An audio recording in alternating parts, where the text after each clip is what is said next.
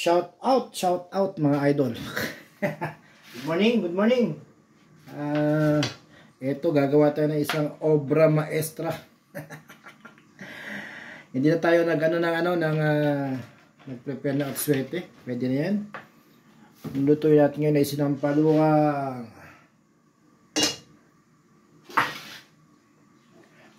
paa ng manok, guys. Ayan, paa ng manok. Alright. Ang ating mga rigado ay syempre paa ng manok.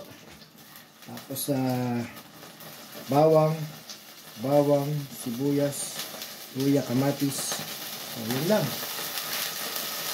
Unahin natin ito mga luya natin. Meron din tayo syempre talbos ng balok. Daon ng sili, saka sili syempre.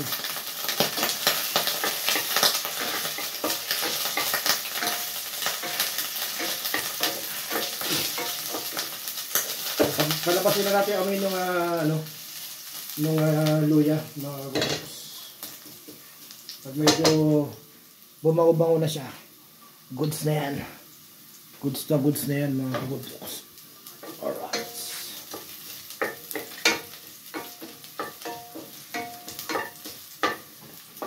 Sulat ng bawang.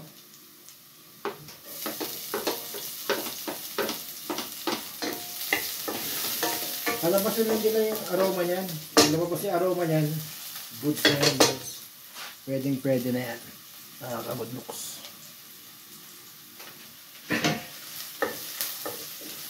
Oha, diba? Naamoy nyo ba? Pwede yung naamoy. Naamoy ko, napabawa. Pagsabay natin ito sibuyas sa kamatis.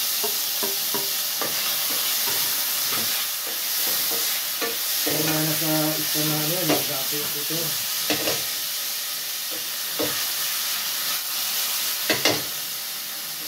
Siguro ko na meron ng content ang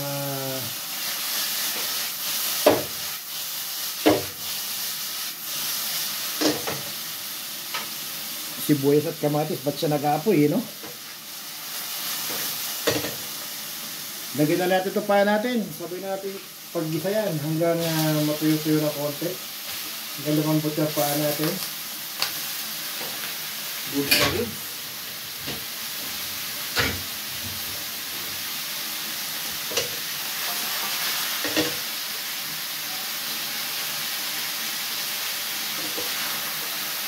Ito halo-halo lang mga kabudlo.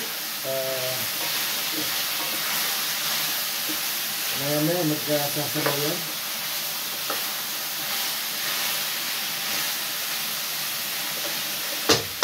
Okay, nakamaghalo.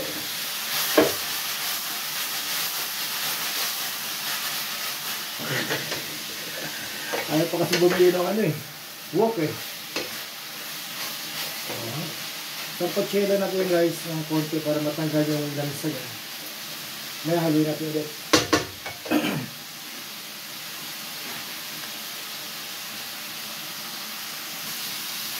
Halo-halo lang mga kabudlo. Susunod na. Bago malakas ang ating kakyan.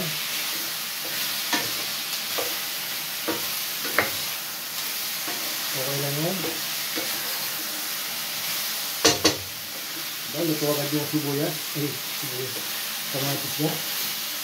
Marata tayo agad mga kabudlo. Hindi tayo marunong. Masarap Okay na yan. Magpaganda ng natin. Para manok. Tataba. Sige natin ang patis para generous. Teka. Ang dami na buhos guys. Walang starter yung patis natin.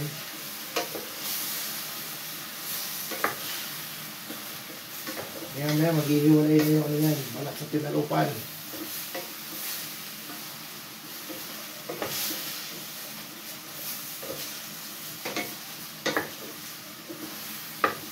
Pag natuyo yan sa patis, ayos na yan. Maglalasa na yan guys. Lagyan natin ng palukan. Parang siligang lang ba? Yung iba naman, hindi na nila ginigisa, diretso na sa tubig yung mga ricado. Pwede rin naman yun, kaya mas gusto ko ng ganito. Medyo,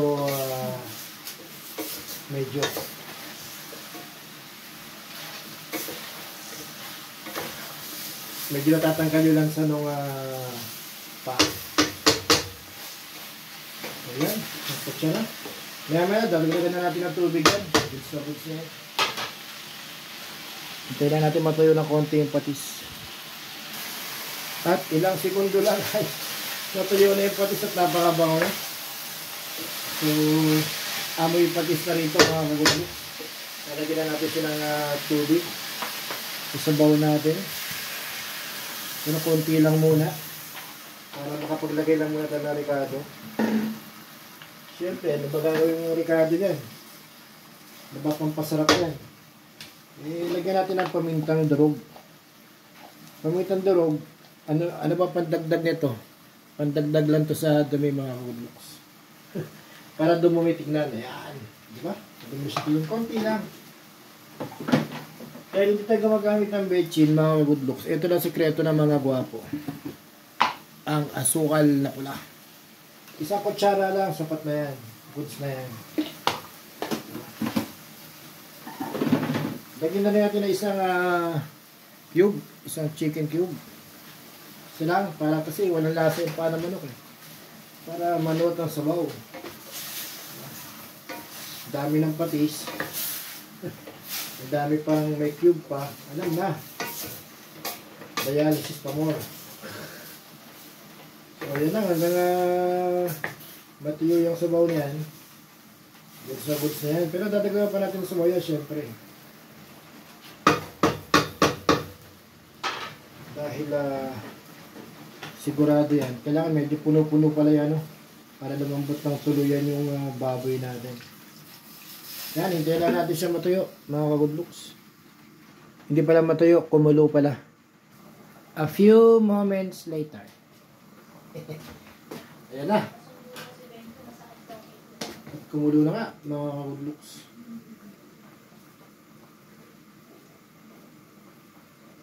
Kumulo na. Tikman natin. Sarap. Ang sarap. Ang sarap. Lagyan na rin natin ng isang maliit na, maliit lang, na, para ba ito? Hindi ko nakita. Na sinigang, kasi mas masarap yan, maasim. Ayan. Konti lang naman yan, kalahati lang. Kalahati lang nung original. At syempre, etong ating sampalok. Lagyan na rin natin.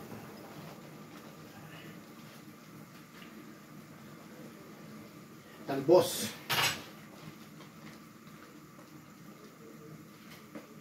Hindi naman ma-overcook yan guys. Pagka naluto na, saka natin lagay yung ano.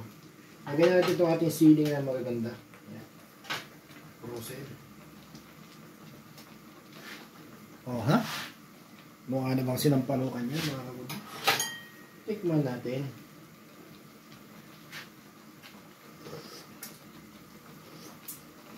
At napakaasim na nga mga kagudloks. Maasim nga. Lasang sampalok na talaga siya. Sinampalukan ba naman eh. Hintayin na lang natin maluto yung karne. Yung paa ng manok. Yung maghihiwalay ba yung kanyang ano. Yung kanyang balak sa buto. A few moments later. Kulong-kulong na yung mga kudloks. Tama kang pwede na yung ating ano. Pwede na yung ating paa. Lutong-luto naman na siya. Tikme.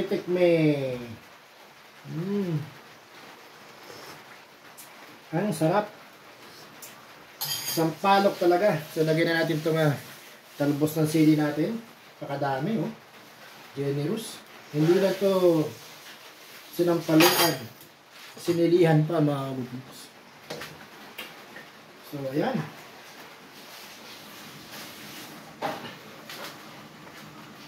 Luto na yan. Pagka natubog na yung sili dyan. Yum na yan. Ano pa hinihintay natin?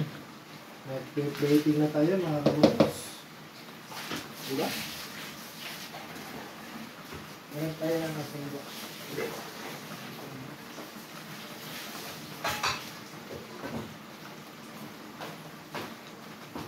Tingnan nyo naman. Goods na goods. So, ito na ang ating sinampalukan mga goods. I-plating na natin. Alright. Oh, ha? Oh, ha? Oh,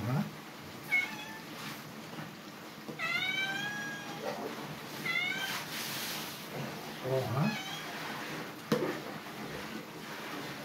Oh, ha? So, ayan na ang ating sinampalukan with the sili. Sinampalukan na, sinilihan pa. Diba? Sinampalukan paa ng manok. So, yun guys. Sisili natin dito. Mahaba. Sili na mahaba. Hindi ko makuha. Ayan.